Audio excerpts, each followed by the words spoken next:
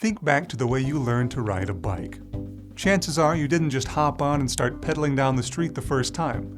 Instead, an adult probably explained the basics of how to push off with your feet, steer and brake, and next you likely rode with training wheels.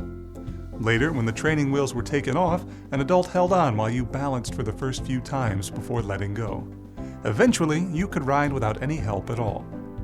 This support helped you learn to ride a bike gradually. Your confidence increased at each step until you could do it independently. This type of support, called scaffolding, is important when teaching new concepts in the classroom as well. In this video, we will define instructional scaffolding and describe its stages. We'll also describe the zone of proximal development, where instructional scaffolding is most likely to be effective. Scaffolding is an instructional practice described by Lev Vygotsky, a Russian psychologist and learning theorist. Vygotsky explained that a student learns best within the zone of proximal development. Activities within this zone build upon prior knowledge and skills.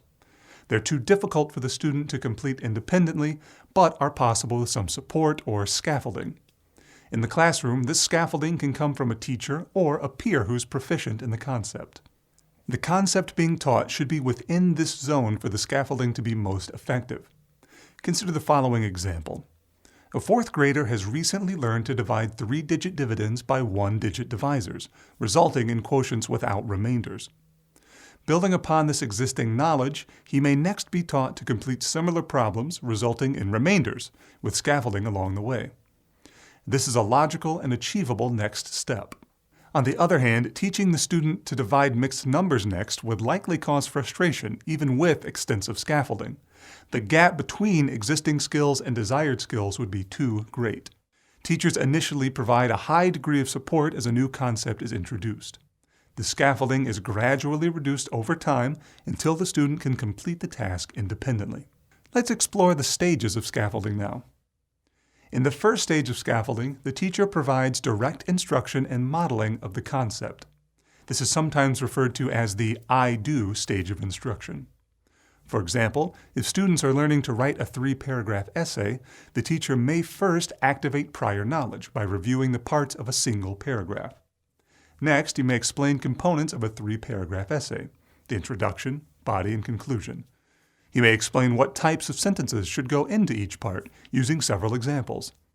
Next, he may model writing his own 3-paragraph essay, thinking aloud during the process. And during this stage, the instruction is grouped into small, manageable steps to avoid overloading students with too much information all at one time.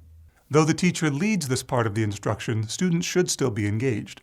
Frequent knowledge checks should be included to gauge understanding and determine if additional teaching or modeling is needed before moving on.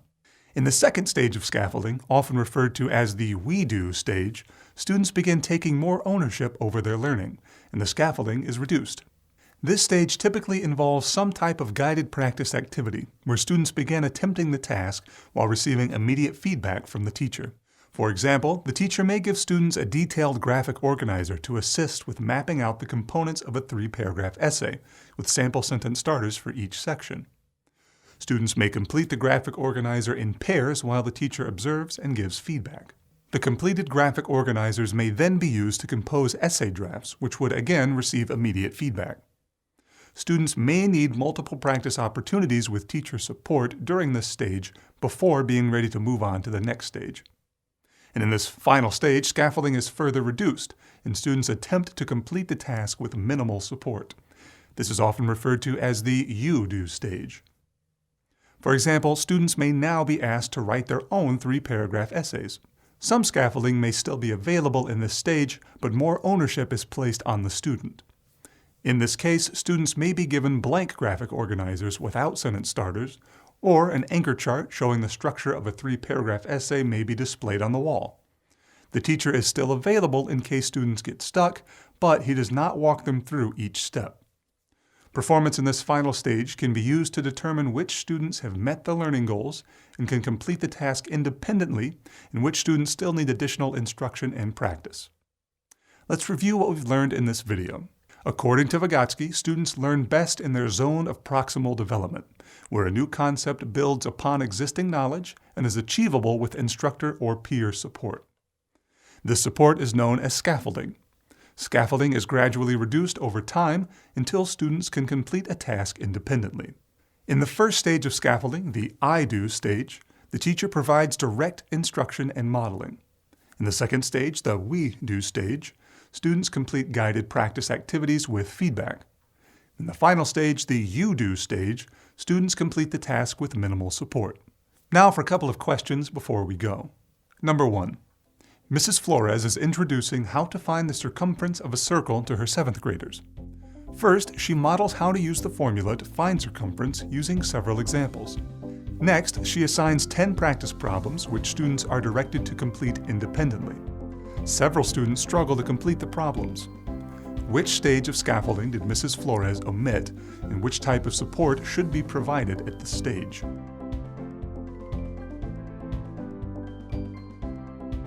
Mrs. Flores skipped the second stage of scaffolding, the we do stage. After direct instruction and modeling, students should complete some guided practice activities with teacher observation and feedback before being asked to complete problems independently.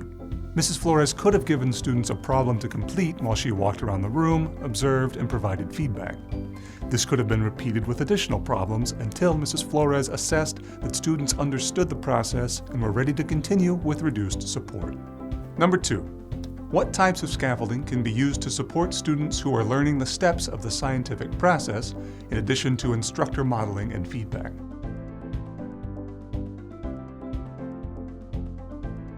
Anchor charts or other visual aids can be displayed in the classroom to remind students of the steps. Students can review notes they took during the direct instruction phase or fill out graphic organizers. They can also ask for peer assistance when needed. That's all for this video. Thanks for watching and happy studying.